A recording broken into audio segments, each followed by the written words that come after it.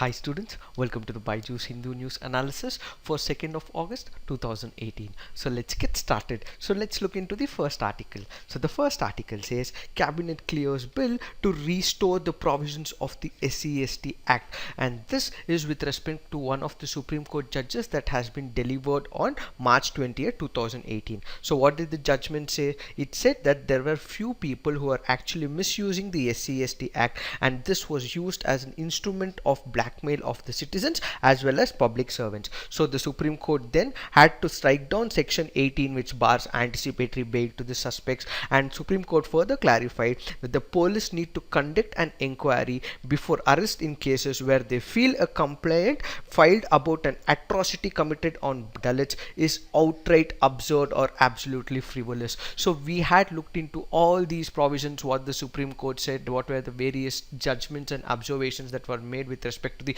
SCST Act. All this was discussed, and the relevant link is available on the March 21st. So what we need to understand with respect to this article is that the central government and the cabinet has actually cleared this particular bill to restore the provisions of the SCST Act. Let's try and see what exactly are the various amendments that this particular act wants to bring in. So the first it says is the amendment bill seeks to insert 3 new clauses after section 18 of the original act. That is, the first stipulates that for the purposes of the act, preliminary inquiries shall not be required for registration of a FIR against any person. So what the Supreme Court had said was that FIR, in case you're planning to launch, you will have to first conduct a particular action orientation towards that particular complaint. But what this does currently is, but you will have to initially acknowledge this FIR and log in this particular FIR. And it further goes on to say the second stipulates that arrest of a person accused of having committed offense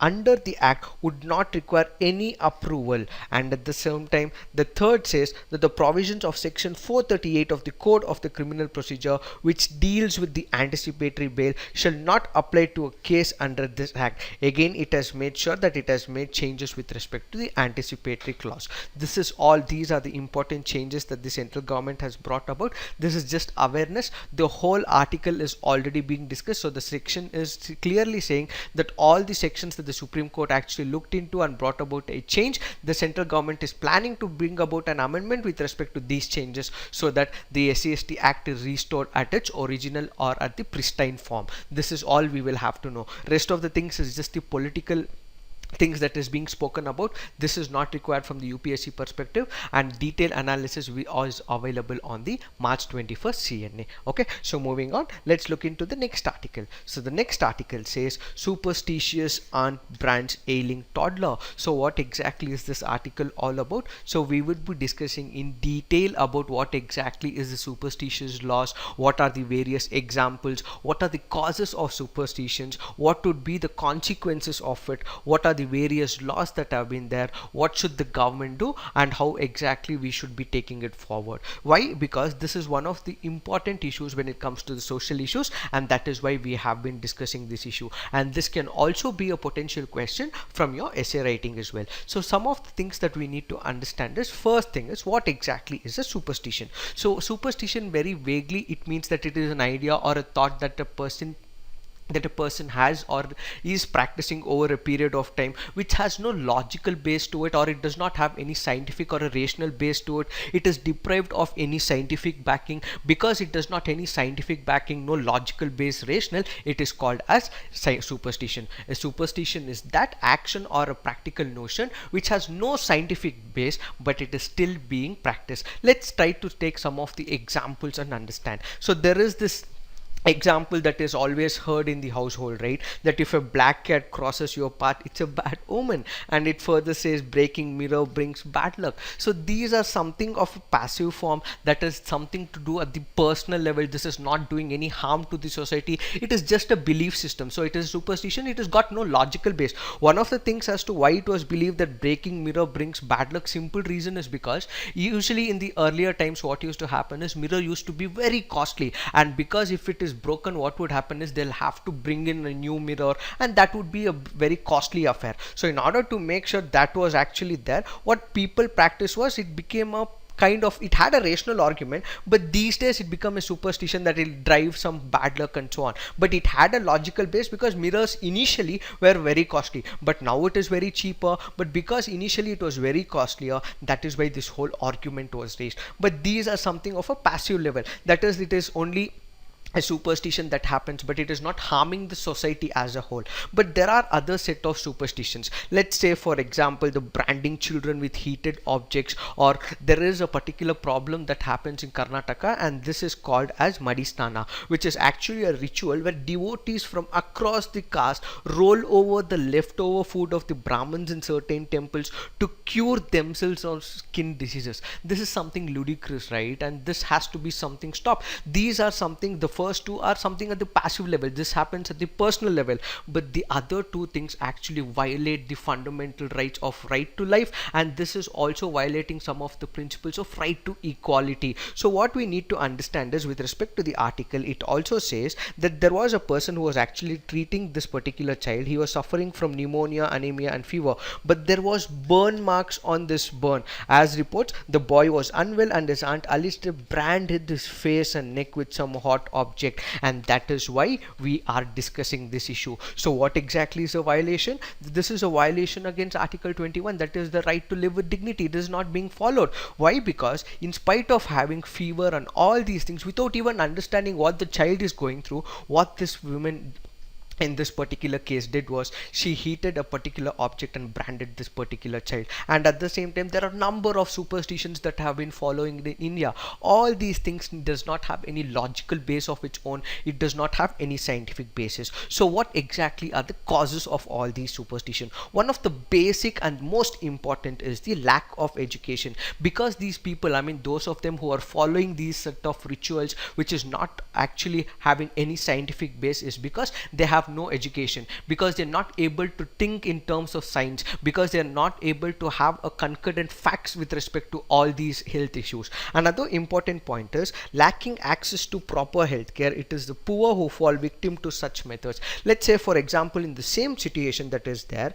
what exactly has happened? He is suffering from pneumonia, anemia and fever and so on, and because these people have no access to the healthcare, let's say for example we go to a tribal health Hotline, these people at places do not have access to health or education. So what the other people from outside come and do is, they actually make use of these gullible people, and because they do not have education and because they do not have access to health, what they do is, instead of paying them about $100 or something for the health, what they do is they just give around 10 rupees, and these 10 bucks is utilized by these men to provide solutions like this, which has no logical base of its own. So what is problem here is, one is they do not have education. That's the prime reason. And second thing is, these people don't have proper healthcare, and because these people are not provided that proper healthcare, that is why they're going to alternate channels, because they feel these alternate channels will be able to provide them the solution at a very minimum monetary thing, and that is why this is happening. And third thing is, they are exploiting the innocence of some communities. Again, when you consider some of the facts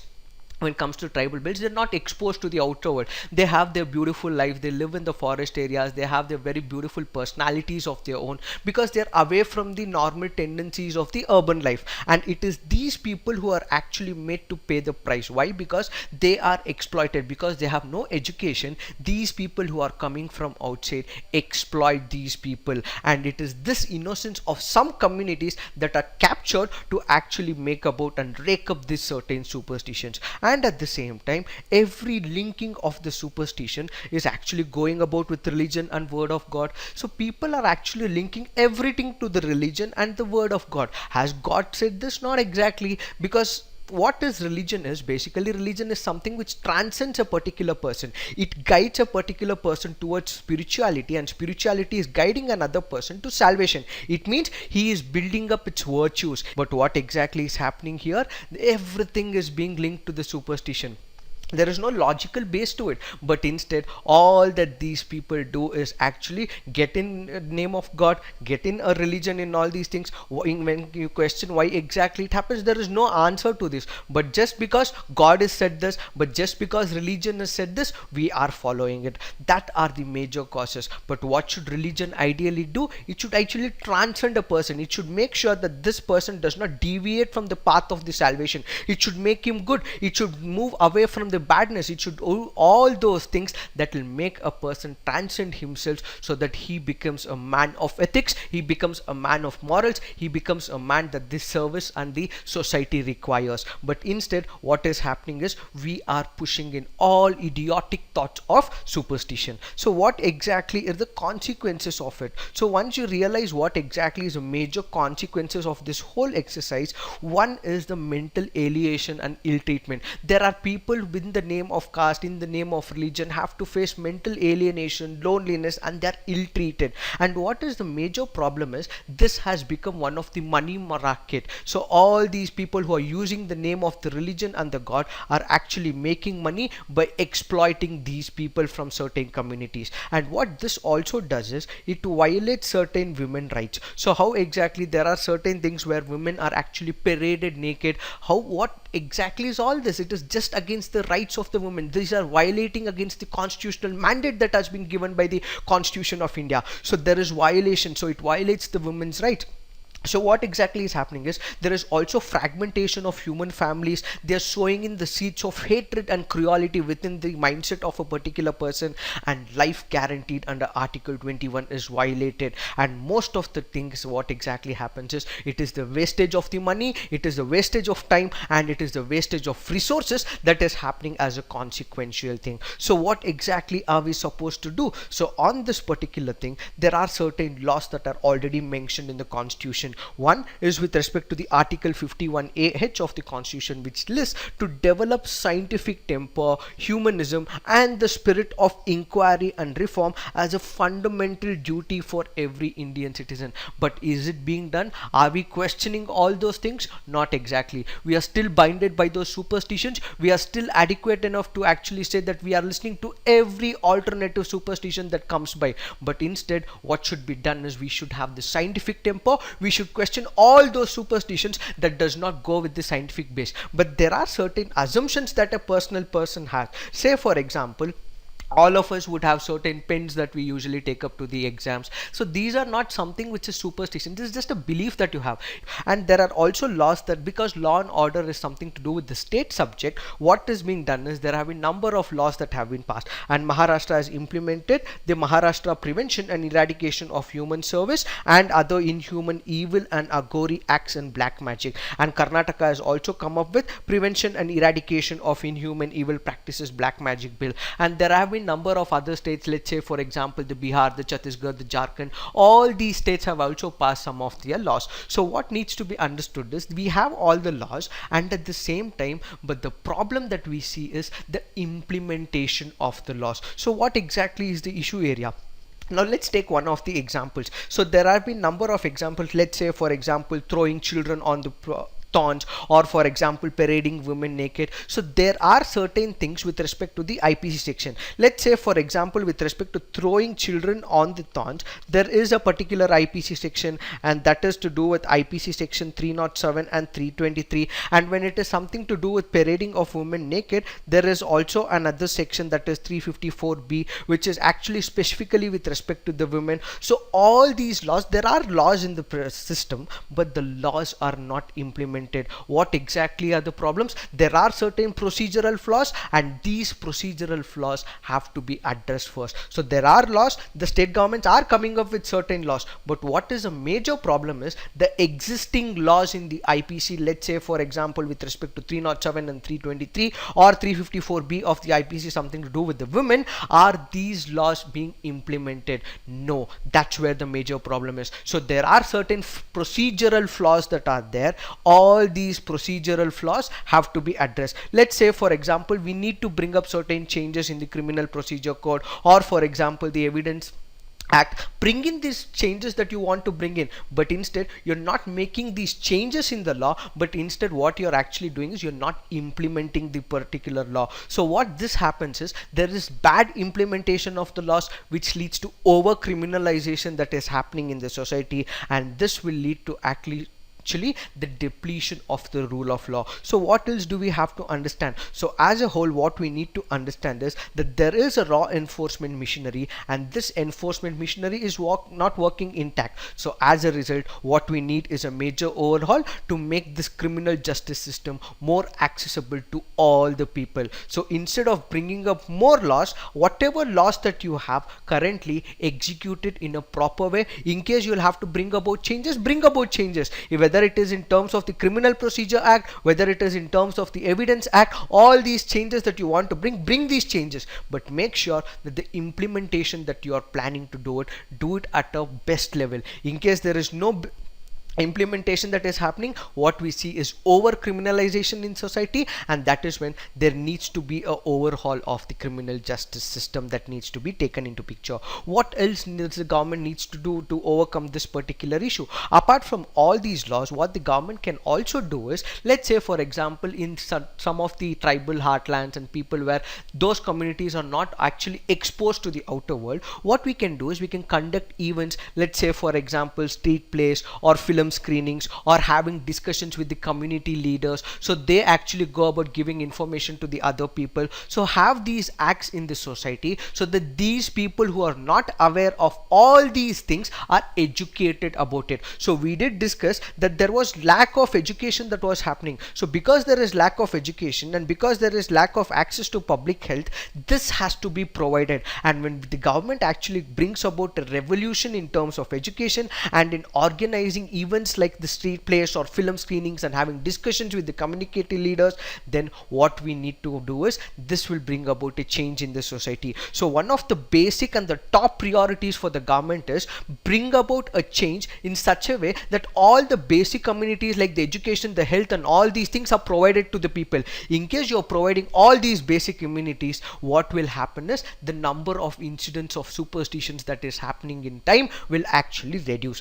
This is the major point that we need to understand. So what exactly is the conclusion? So when we are looking into the conclusion, you cannot actually enforce a law on every superstition possible. Let's say for example, we did discuss on the first part, these are something of a belief system. So this is not actually creating a problem to anyone. So in case I want to believe it, you want to believe it, someone else want to believe it, let them believe it, because you cannot create a law for every superstition. It's basically a belief system. So such things the government need not have to look into. But at the same time, in case it is about something to do with the society, in case it is something to do with the moral hazard, then what the government has to do is it has to make sure that the laws are implemented. In case you feel that there has to be a changes, then bring about those changes and make sure that superstitious practices which are utterly dehumanizing or brutal or exploitative in nature are completely curbed. Okay? So moving on, let's look into the next article. So the next article says scaled up solutions for the future of water scarcity. So what exactly is this whole context about?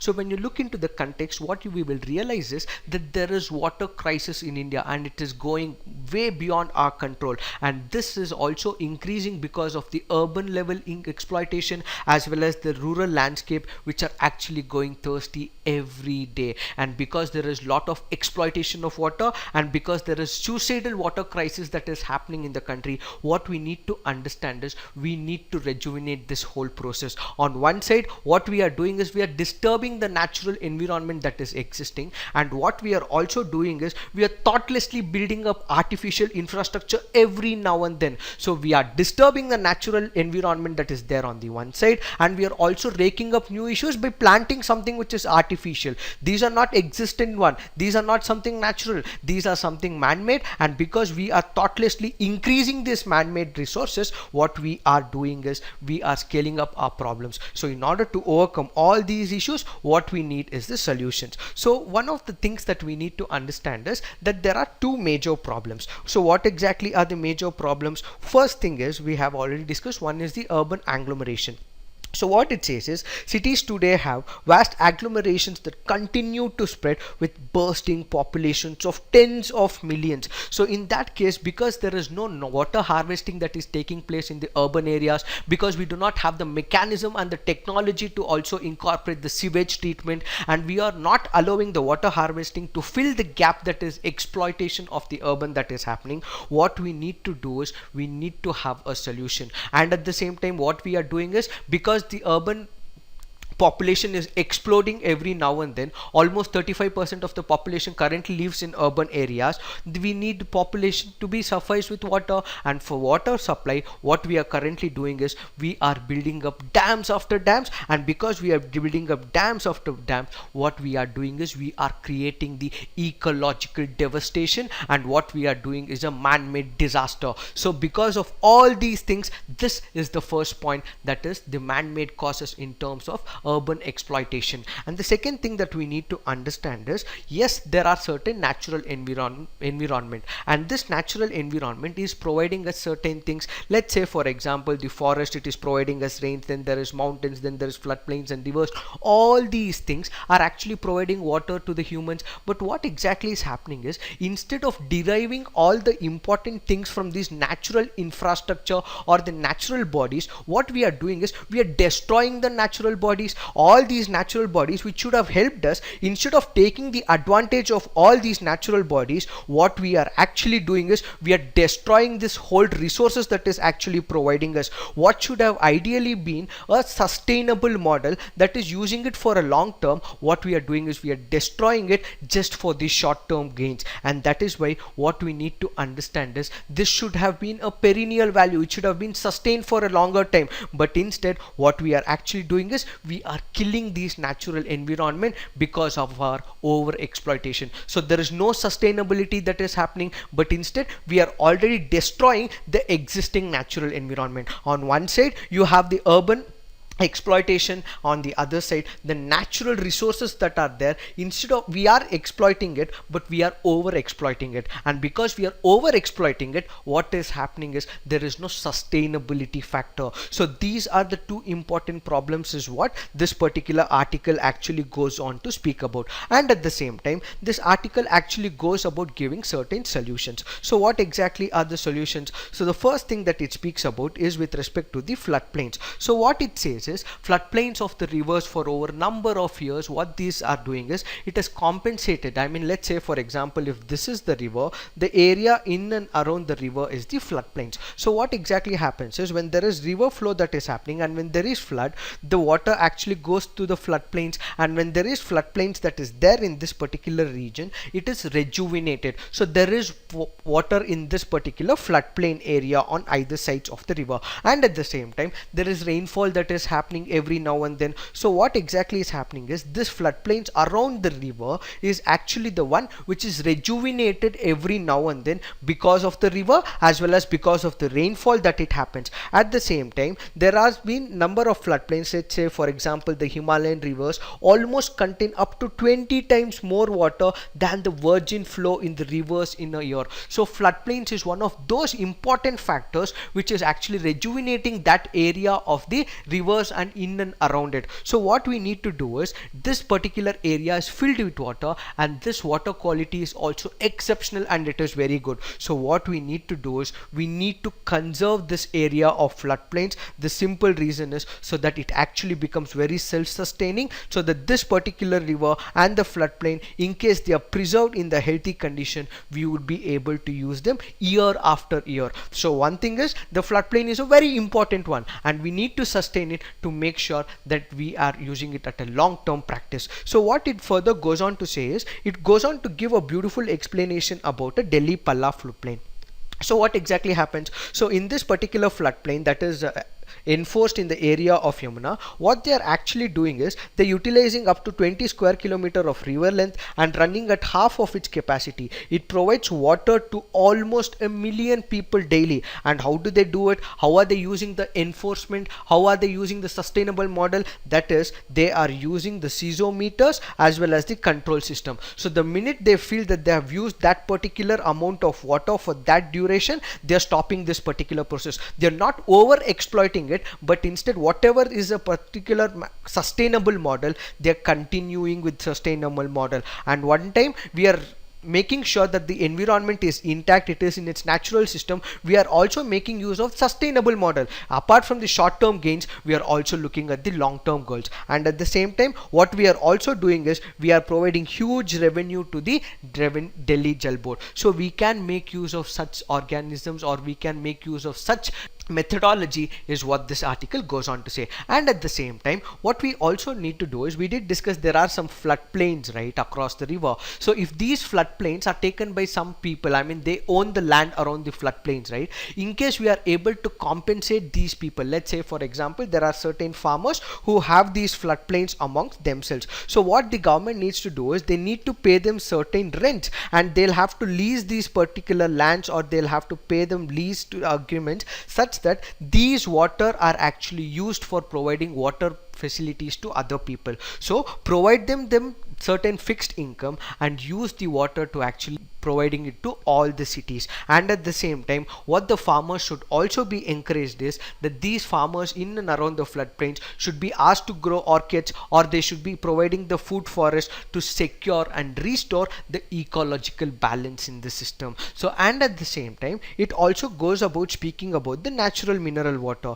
So what does it say? It says there are certain areas like the forested hills, and these forested hills and the water that is actually produced with it has a lot of mineral water in it. Why exactly is it? The simple reason is it contains a lot of natural mineral water that is actually comparable to a mountain spring. That is, what exactly happens in this particular case is there is various layers of humus and crack rock pathways picking up nutrients as well as minerals, and because they act as it percolates through the groundwater, because it is taking the humus and there is lot of minerals in it, this can also be sustained. So what we need to do is we need to come up with a particular scheme, and that particular scheme is conserve and use. And if you are able to use this conserve and use very correctly, and if it is applied in a very smooth way, what we will have is sustainable goals. And when we have the sustainable goals, what we will do is we will also improve the health of the citizens as well as the health of the forest. So one of the simple reasons is we will have to sustain this overall idea. So what it goes on to further say is that as a conclusion bit, such non-invasive local large-scale conserve and use projects till now have not been part of the system. What we are currently doing is we are not utilizing the natural environment as a whole, but instead we are building dams after dams which are actually disturbing the whole natural environment. So instead what we will have to do is we will have to use a bottom-up approach. That is, we will have to revive certain lakes, the wetlands, the streams, and also other small bodies. And at the same time, instead of using the large-scale dams that we are currently constructing, what we should do is we should use the natural process that is currently there. That is, use the conserve and use model, so that this can actually help in long-term goals rather than only the short-term gains. So this is all this article speaks about. So moving on, let's look into the next article. In this article, there are two objectives that the article is speaking about. One is with respect to the Higher Education Commission of India bill, which we have already discussed,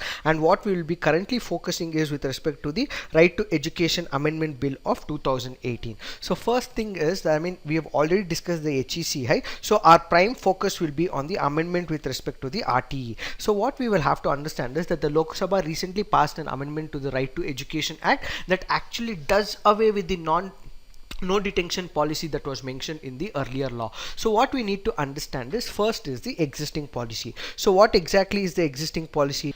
What the existing policy correctly says is that it actually prohibits a particular school or that particular organization from detaining the students till they actually complete the elementary education. So what exactly is the elementary education? That is, elementary education is from class 1 to 8. So currently what we will have to understand in this particular act is that this actually prohibits a particular school student from being detained until 8th standard. So he would be able to detain a particular student only after 8th standard, but until 8th standard, that is from class 1 to 8, we will not be able to detain a particular student.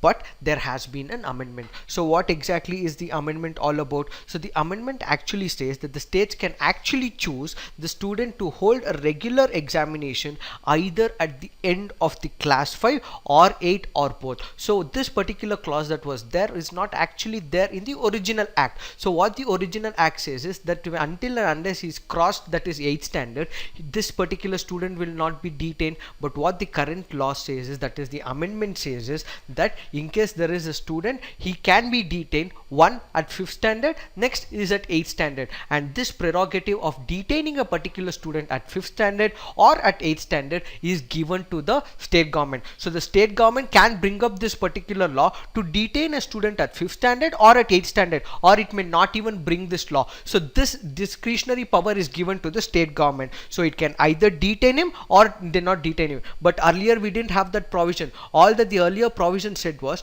until 8th standard that he will not be detained, and states were not given any such powers. But from now on, with this amendment, state can actually bring up this particular detainment of that student at 5th standard as well as at 8th standard, and this is the discretionary power. They will be able to enforce it or they'll not be able to enforce it. So what this they are actually saying is, so in case this particular law is actually enforced, then in case the student has actually failed, let's say for example he's in 5th standard or in 8th standard, so in case he fails the test, then they'll be given additional instructions. So he'll be taught what exactly would be there, what are the various things that he needs to concentrate on, and then he'll be given another opportunity to appear for a re-examination within 2 months of the declaration of the result. So the declaration of the result happens and he'll come to know whether he is cleared or he's failed, and once he's failed, he'll be given a particular lessons and taught what exactly is this whole idea about, and then he'll be asked to take up the examination once again. That is after 2 months from when the original declaration of the results happened.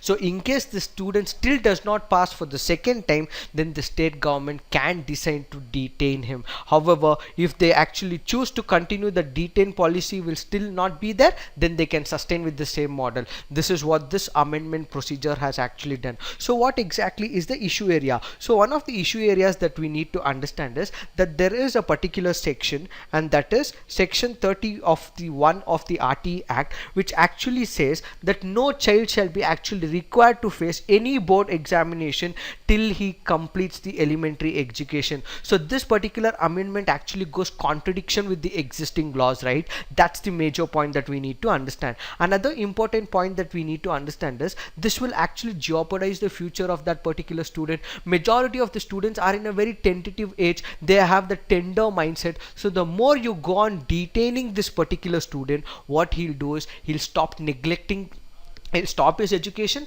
or he'll start neglecting his education. So as a result, what would happen in this particular case is his future will be in jeopardization. So that's the key point that we need to understand. And at the same time, what we also need to understand is there was a particular report that Niti Aayog published way back in 2018. So Niti Aayog in the year 2016 produced one of the reports, and according to this particular report, in case we actually bring about a particular detention policy back, then what it would do is it will increase the dropouts. So people who are currently there, who are studying in schools, are coming to the schools, one, because they are actually wanting to go through the channels of education, and at the same time they want to learn and relearn many things. But what would happen is, in case you are detaining them, they would not be able to provide the same resources once again for the same standard, that is for 5th or in the 8th standard. So because they cannot afford for the resources once again for the same level, what would happen is there would be an increase in the dropout rate.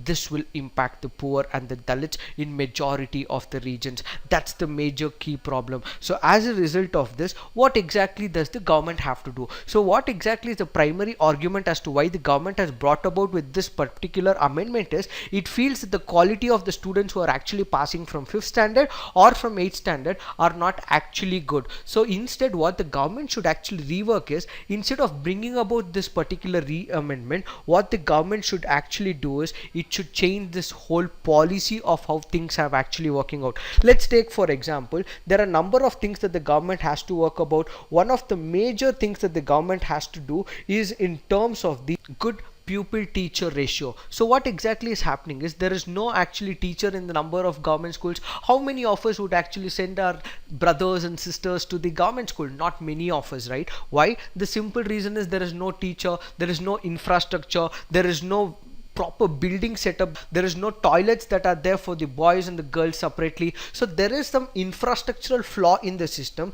There are no teachers in this particular government school, there is no building as a whole. Because there is all this issue, we would not be sending our brothers and sisters to the government. So how can the government, when it is losing away its responsibility, say that you want to bring about equality? Because these are the areas that you have not worked about, and because you have not worked about these areas, how can you expect the quality? Provide all these opportunities, provide the infrastructure, provide the teachers, provide the toilets that is required for the basic amenities.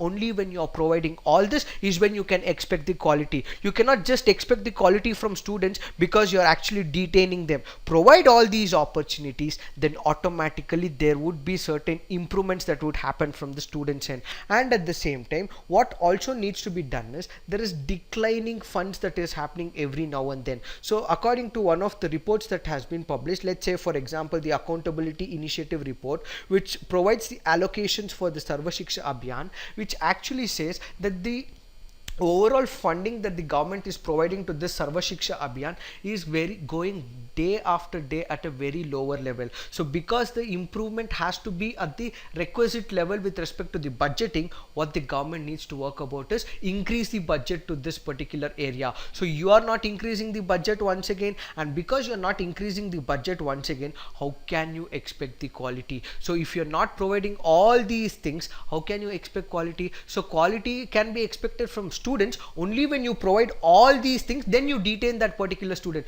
But you, the government, have failed to provide all these things. So you need to rework and reinvent yourself first. Provide all these basic amenities that have to be given to the student. So the minute you have given all this, then you come about with the detention policy, is what this article goes on to say. So what we need to actually do is that this whole idea of this detention system should actually not be there. Instead, what should be actually done is we need to majorly bring about a changes with respect to the quality of the education system. Then if permissible, only then is when we will have to get this no detention policy, is this article all about. So moving on, let's look into the next article. So the next article speaks about the Fields Medal. So what exactly is it? It is a prize that is awarded to 2, 3 or 4 mathematicians under the age of 40 years of age. This becomes the important point from the prelims perspective. So who exactly provides this? It is the International Mathematical Union which actually awards this particular Fields Medal winners. So what exactly is the important point from the prelims? It is taking place every 4 years. It is not an annual exercise, it happens every 4 years. So what we also need to do is we also need to know that this is also called as the Nobel Prize of Mathematics. So this is all with respect to prelims perspective. So why exactly are we looking into? One of the Indian born origin, Akshay Venkatesh, has actually got this particular award. Venkatesh has actually worked at the highest level in number theory, arithmetic geometry, topology, automorphic morph, and also erotic theory. His research has been recognized with several awards apart from this award, and that is Ostrowski Award, the Infosys Prize, the Salem Prize, as well as the Shastra Ramanujan Prize as well. So this is just from the prelims perspective. Kindly remember these facts that is important from the exams perspective. So moving on, let's look into one more important article, and that is Tej, which is on the page 7. So Tej is an Indian festival which is celebrated by women during the monsoons. Tej marks the reunion of goddess Parvati with Lord Shiva. It is celebrated in some parts of India and Nepal. This is just again a factual information that we will have to know. So moving on, let's look into some of the awareness articles. So RBI raises rates again by 25 bps. This we have already uploaded a video yesterday, so kindly look into it. TRAI gives nod for a sale of 5G spectrum. An information article. Center moves flyover over Bandipur. This is just a proposal, but you will have to have a fair bit of an idea. Lok Sabha passes commercial coach bill. We will be looking into it very shortly. Lynching's a failure of rule of law. This has been already discussed, and this particular statement has been said by the ex-CGI, that is Thakur. And India's population growth rate is overestimated on page 18. Just have a fair bit of an idea on all these articles. So kindly visit the BYJU'S CNA, look into the prelims as well as the practice questions. Put all your answers on the comment section. We will evaluate and give you the relevant feedback for the same. So this is it for today. Thank you so much. All the best.